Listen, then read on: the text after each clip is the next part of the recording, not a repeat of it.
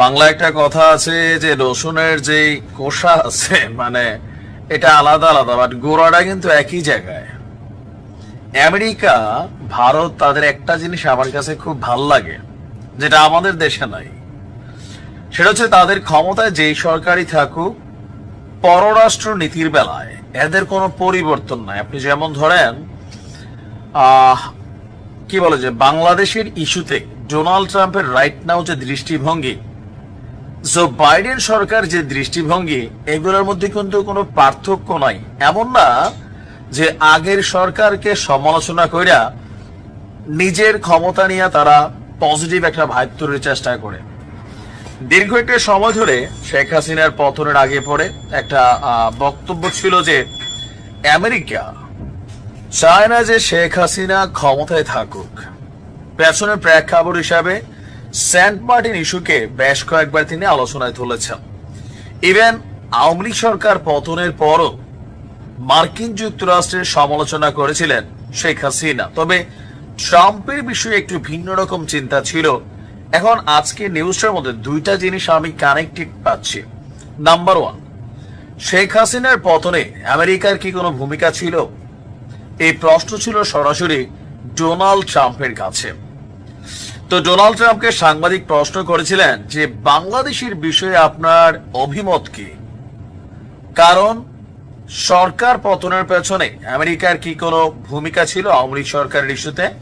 তো ট্রাম্প বলছেন যে দেখেন, সরকার পতনে মার্কিন যুক্তরাষ্ট্রের বা মার্কিন ডিপ স্টেটের কোন রকম ভূমিকা ছিল না। তো আমেরিকাকে আসলে এই মুহূর্তে ট্রাম্প কিভাবে দেখছেন, বা ভবিষ্যতে আমেরিকা বাংলাদেশ ইস্যুটা কোন একজন লোকাল মোরলের হাতে কি তুলে দিচ্ছেন? অনেকটা এমনই মনে হইল ট্রাম্পের বক্তব্যে। ট্রাম্প বলছেন প্রশ্নের দ্বিতীয় অংশে, এটি এমন একটি বিষয় যা নিয়ে প্রধানমন্ত্রী নরেন্দ্র মোদী দীর্ঘদিন ধরে আপনার কাজ করে আসছেন। ইভেন ট্রাম্প নাকি পড়ছে যে এটা নিয়ে শত শত বছর ধরে কাজ করছে। প্রশ্নটি মানে উত্তর দিতে আমি ভারতের প্রধানমন্ত্রী নরেন্দ্র মোদীর উপরই ছেড়ে দেব। তবে ভারতের প্রধানমন্ত্রী নরেন্দ্র মোদী বাংলাদেশ বিষয়ে সেখানে তাকে যখন সাংবাদিক প্রশ্ন করেছে, সরাসরি তিনি কোনো উত্তর দেননি। কিন্তু ডোনাল্ড ট্রাম্পের কাছে বাংলাদেশের বর্তমান পরিস্থিতি, ডক্টর ইউনূসের সরকার, ভারতের সাথে বাংলাদেশের যে টোটাল ধারণা, তো এই ক্ষেত্রে নরেন্দ্র মোদী আপনার ট্রাম্পের কাছে তার উদ্বেগ প্রকাশ করেছেন, নানান ধরনের বক্তব্য দিয়েছেন। এখন ডোনাল্ড ট্রাম্প আর মোদীর মধ্যে যে দীর্ঘদিনের বন্ধুত্ব, মাঝখানে আমরা দেখছিলাম একটু ফাটল ফাটল ভাব, বাট গতকালকে থেকে ভারত মোদীর থেকে আমেরিকা থেকে হিউজ পরিমাণ জিনিসপত্র কেনাকাটা করবে, সামরিক যানবাহন, প্রযুক্তি, পাশাপাশি হিউজ পরিমাণ জ্বালানি তেল, অনেক কিছুই কিন্তু কিনবে। আর যেহেতু ট্রাম্পের এই সরকার একটা বিজনেস সরকার, বা ট্রাম্প নিজেও একজন ব্যবসায়ী, সো যে ব্যবসার মালামাল বেশি কিনে সেই কাস্টমারকে সে একটু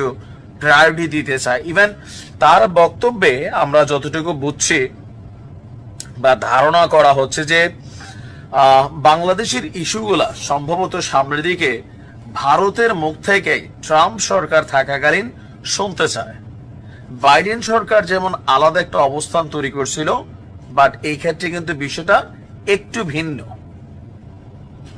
তো শেখ হাসিনা বরাবর যেটা দাবি করে আসছিলেন যে তার পতনের পেছনে মার্কিন যুক্তরাষ্ট্র বড় ধরনের ভূমিকা রেখেছে, এই বিষয়টা সরাসরি নস্যাৎ করে দিয়েছেন বা বিষয়টাকে পাশ কেটে গেছেন ডোনাল্ড ট্রাম্প। এবং আগামী দিনে বাংলাদেশের সাথে মার্কিন যুক্তরাষ্ট্রের সম্পর্কের একটা প্রধান চাবিকাঠি বা কি পয়েন্ট হিসেবে ভারতের ভূমিকা সম্ভবত সামনে আসতে যাচ্ছে।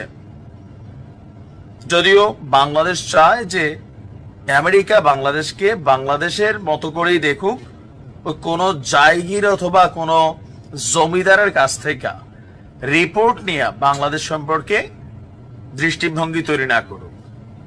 কিন্তু এমনটাই কি আসলে হতে যাচ্ছে? আবারও সময় বলে দিবে।